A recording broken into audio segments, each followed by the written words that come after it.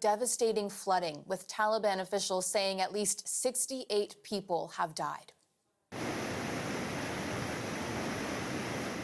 50 of the victims died in one western province alone. Thousands of homes, as well as large swaths of farmland, were either lost or severely damaged. Many roads have been washed away, making it difficult for rescuers and aid workers to reach those in need. Just last week, flash flooding due to heavy seasonal rains killed over 300 people in northern Afghanistan. For more on this, we're joined by Shrikanta Misra from Kabul, the capital of Afghanistan. He's the country director of Action Aid Afghanistan. Thank you so much for speaking with us today, Shrikanta. You're helping people on the ground there. Can you just describe for us the impact these floods have had on those communities over the past few days? Yeah, thank you for having me here. Yeah, we all have seen how the devastating videos of flood creating havocs in northeastern part of Afghanistan, particularly in Baghlan and nearby Takhar and Badakhshan, where more than 315 people have reported to lost their life. And you also talked about yesterday, as we speak, in western and western central part, Ghor and Herat province has witnessed another massive flood there, which has claimed 68 lives so far.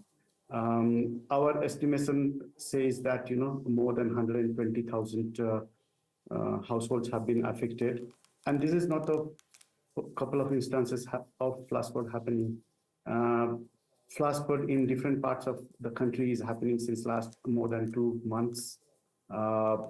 Around 23 out of 34 provinces in Afghanistan has been affected to a various degrees, medium to very high, like Baghlan and Ghor. Our estimations in East again has, East with, provinces like Nangarhar, which is also massively affected there, and with having more than 200 fatalities there. Apart from persons killed, there has been massive damages to farmland with standing crops, and we all know how Afghanistan is reeling through massive food insecurity. So this has a very negative impact on the food baskets of Afghanistan going forward. And we have seen livestock getting washed away, killed.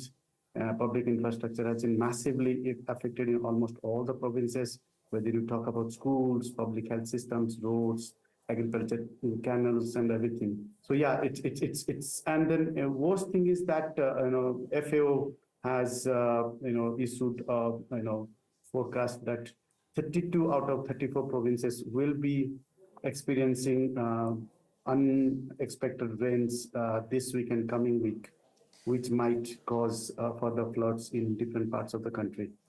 Yeah, making these really difficult conditions worse in so many different parts of the country, as you outlined.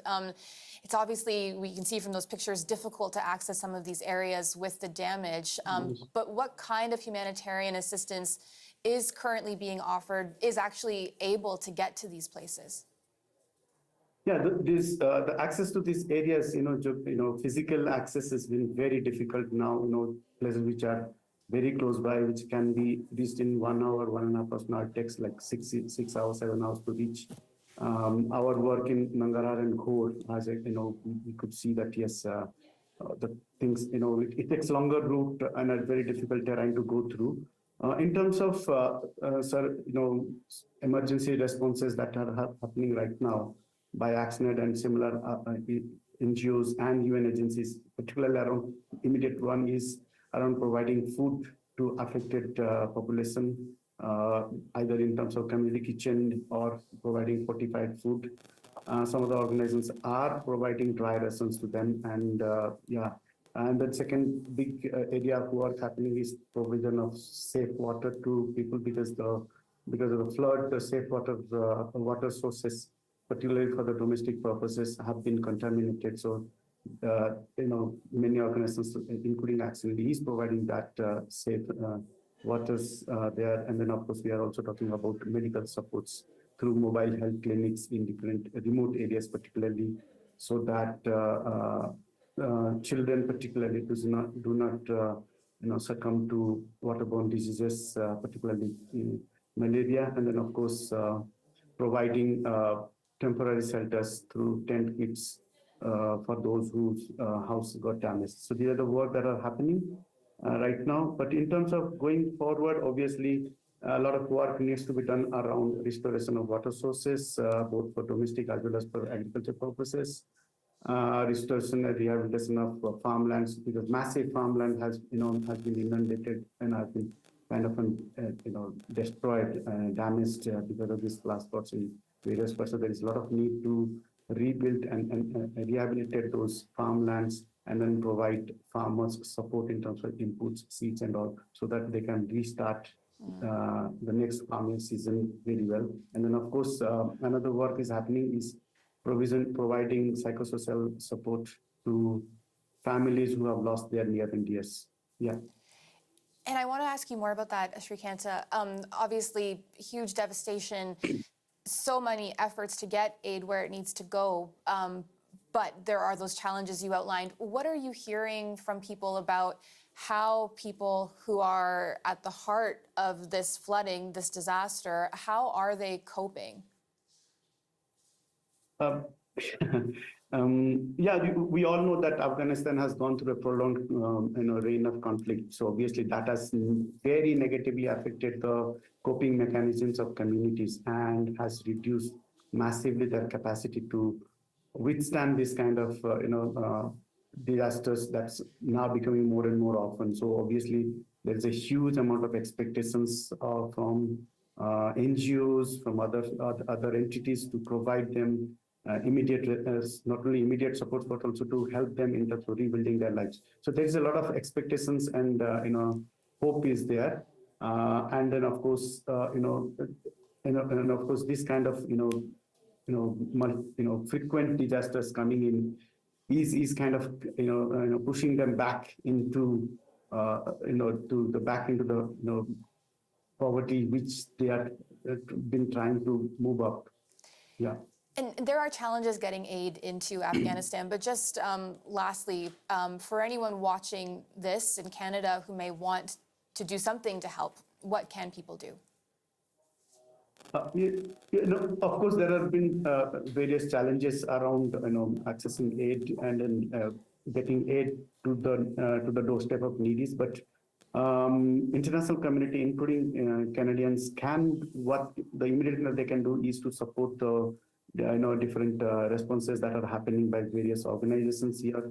Obviously there are many organizations out there, who have Canadian entities there, so they can go through them. But one is that, and then second, in the long term, is to support the work that's happening in Afghanistan by various international organizations and national organizations, having immediate response to save lives now, but also have elements what we call as nexus approach, humanitarian development and peace nexus approach, having providing long-term durable solutions for the lives to be saved in future. So that's an area that where a lot of investment has to be made, how using nexus way of programming there. And the next is, of course, supporting work of various entities, including NGOs, in terms of building capacities of communities and institutions to prepare themselves to handle this kind of frequent disasters that are happening, in terms of response, in terms of preparedness, in terms of resilience, and also in terms of prevention. The last part probably will be to strengthen the voices of Afghanistan in the global arena, where we all know that this all disasters that are happening is very much linked to the climate change effects.